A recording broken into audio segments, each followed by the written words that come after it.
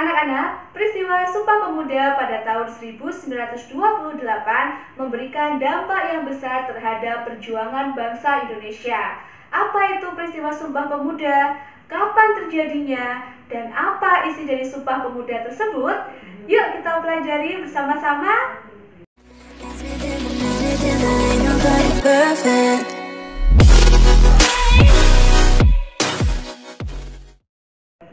Halo anak-anak, Assalamualaikum warahmatullahi wabarakatuh.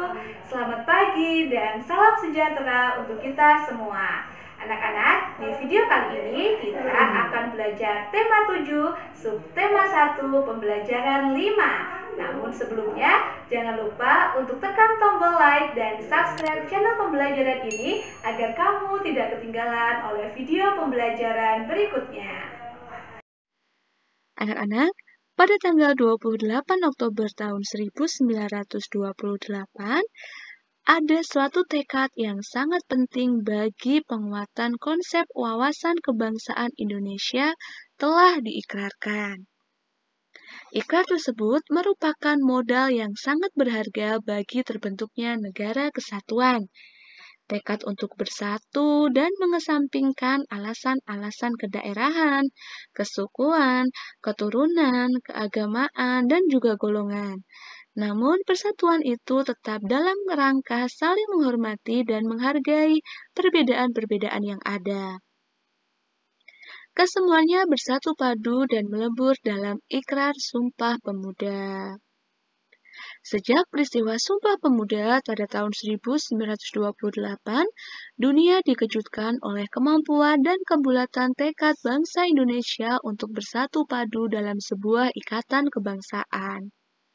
Pengaruhnya pun sangat besar bagi organisasi pergerakan, organisasi-organisasi politik yang lahir setelah peristiwa Sumpah Pemuda, semuanya memakai kata Indonesia dalam namanya.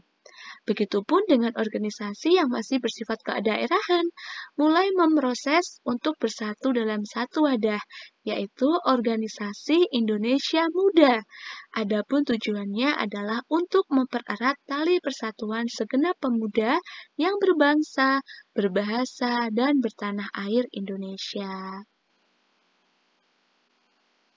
Pada peristiwa Sumpah Pemuda 1928, turut diakui juga lagu yang berjudul Indonesia Raya, ciptaan W.R. Supratman sebagai lagu kebangsaan Indonesia. Nah, anak-anak, ini adalah lagu Indonesia Raya yang sering kalian nyanyikan ketika upacara bendera pada hari Senin.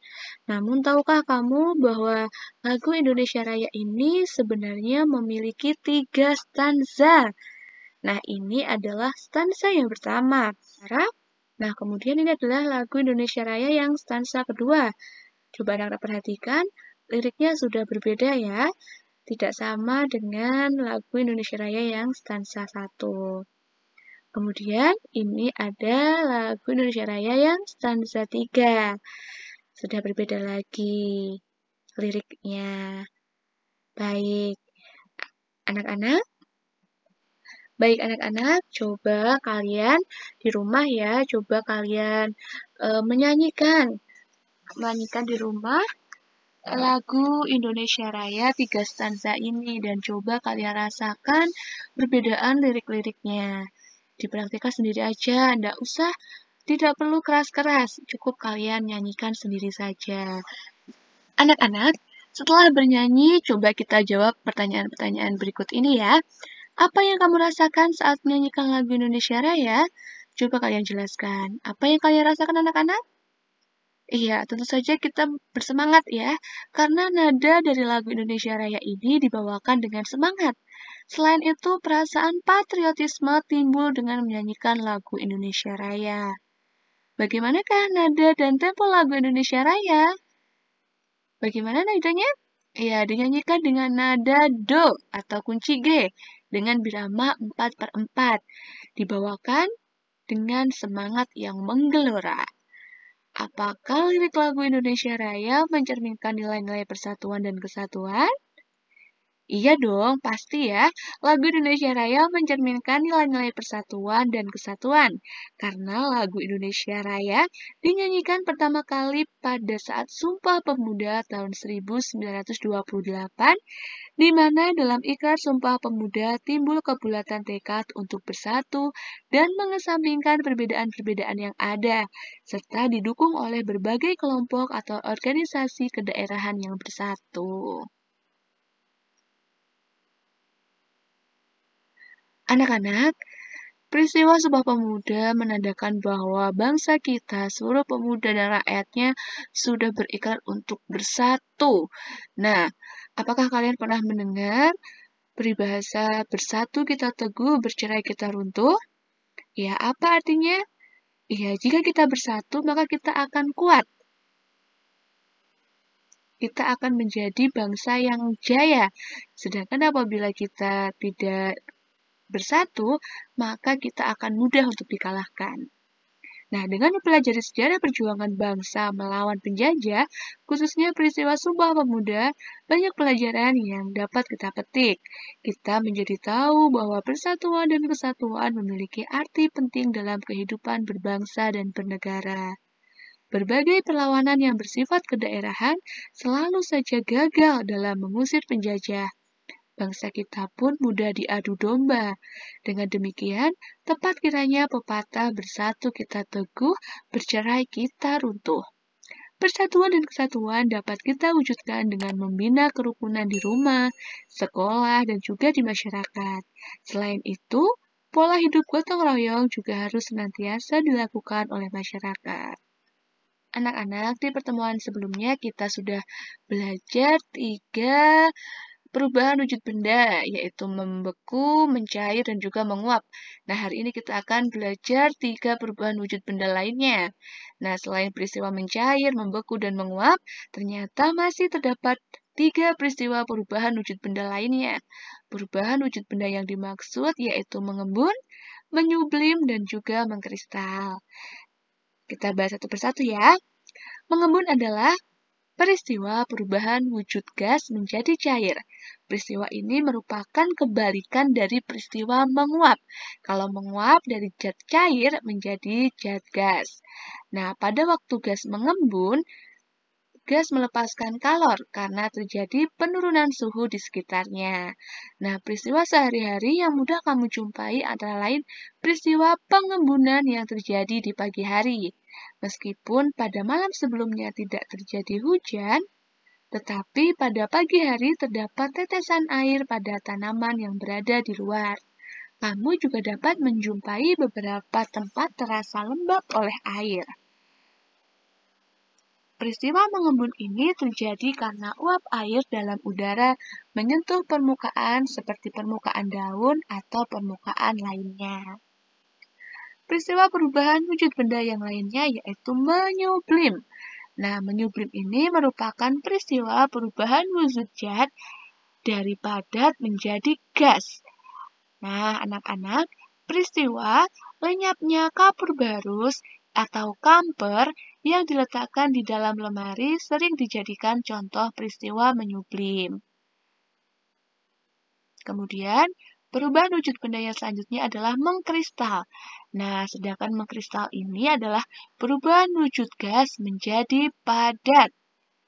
Nah, anak-anak, contohnya apa? Yaitu terjadinya butir-butir salju. Nah, anak-anak, perlu anak-anak ketahui bahwa ada beberapa sifat kalor atau energi panas. Yang pertama yaitu kalor akan berpindah dari benda bersuhu tinggi atau benda yang panas ke benda yang bersuhu rendah atau dingin. Kemudian yang kedua, semakin tinggi intensitas cahaya yang diterima, maka semakin besar pula kalor yang dimiliki.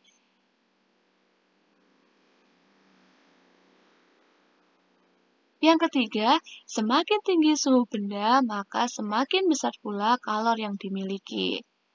Yang keempat, kalor berperan dalam perubahan wujud benda. Anak-anak, sekarang coba kalian amati gambar berikut ini ya. Ini adalah berbagai perubahan wujud benda dari benda padat, benda gas, benda cair. Nah, coba anak-anak amati tanda panah yang berwarna merah.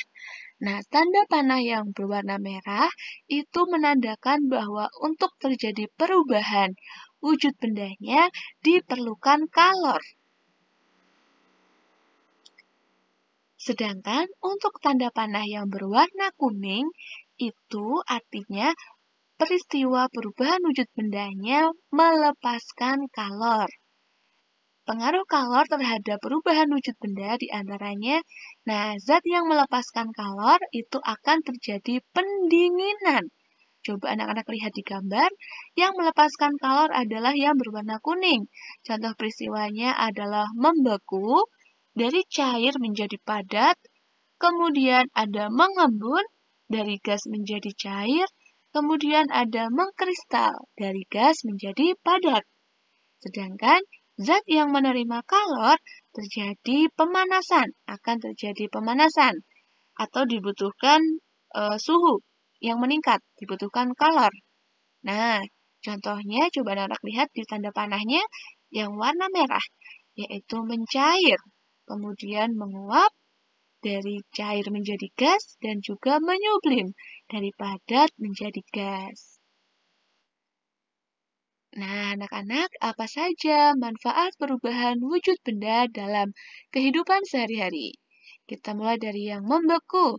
Membeku ini manfaatnya pada pembuatan es krim dan juga es batu. Sedangkan yang kedua yaitu mencair. Yaitu dapat kita rasakan manfaatnya ketika melelehnya mentega atau margarin sebagai bahan pembuatan masakan atau kue. Yang ketiga, peristiwa mengembun. Nah, embun pada tutup rice cooker itu akan mencegah terjadinya basi pada nasi. Kemudian terjadinya embun di pagi hari. Yang keempat adalah peristiwa menguap. Nah, ini manfaatnya dapat dirasakan pada proses memasak air. Nah, adanya uap itu menunjukkan bahwa airnya telah matang. Kemudian, yang kelima adalah menyublim. Nah, menyublim ini akan bermanfaat pada peristiwa kapur barus. Nah, kapur barus ini akan membantu menghilangkan bau apek di lemari pakaian. Yang keenam yaitu mengkristal, yaitu akan bermanfaat pada pembuatan es krim. Anak-anak, demikianlah tadi pembelajaran kita pada hari ini. Ini latihan soalnya ya. Jangan lupa dikerjakan dan dikirimkan ke WhatsApp guru kalian masing-masing. Sampai jumpa di pertemuan berikutnya.